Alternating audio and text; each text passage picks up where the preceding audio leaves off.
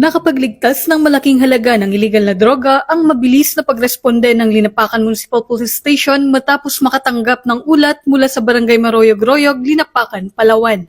Ayon sa report, dakong alas 12 ng madaling araw noong ika-19 ng Nobyembre, tumawag ang Barangay Information Network upang i-report na noong nakarang araw, Nobyembre 18, alas 6 ng gabi na may isang residente na kilala lamang sa alias na Benjur ang nakadiskubre ng mga kanahinalang pakete sa baybayin.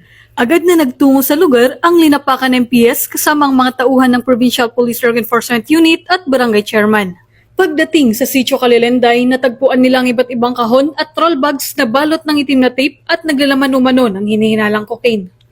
Sa kabuuan, tinatayang nasa 25,210 gramo ang kabuuang timbang ng masabat na droga na may standard drug price na umaabot sa 133,613,000 pesos.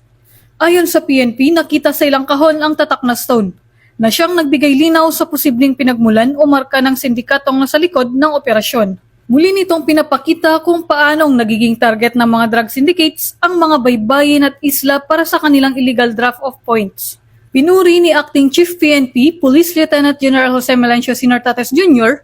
ang maagap na pakikipag-ugnayan ng komunidad. Aniya, napakahalaga ng papel ng mamamayan dito. Isang tawag lang at agad nating napigilan bago pa ang ganitong kalaking halaga ng droga ay makasira ng buhay. Ang lahat ng nakuhang ebidensya ay agad na dinala sa Palawan Provincial Forensic Unit para sa qualitative at quantitative examination, bago tuluyang isailalim sa kustodiya ng PIDEA Palawan para sa wastong disposisyon. Patuloy na nananawagan ng PNP sa publiko na makipagtulungan upang mapanatiling ligtas, payapa at walang droga ang mga komunidad. Alinsunod sa pinaigting na advokasya ng pambansang pamahalaan para sa mas ligtas na Pilipinas. Mula dito sa Home of the Police Eco Warriors, Calapan City, Oriental Mindoro, ako ang inyong PNN correspondent, Patrolwoman Desiree Padilla, alagad ng batas, tagataguyod ng Balitang Pulis.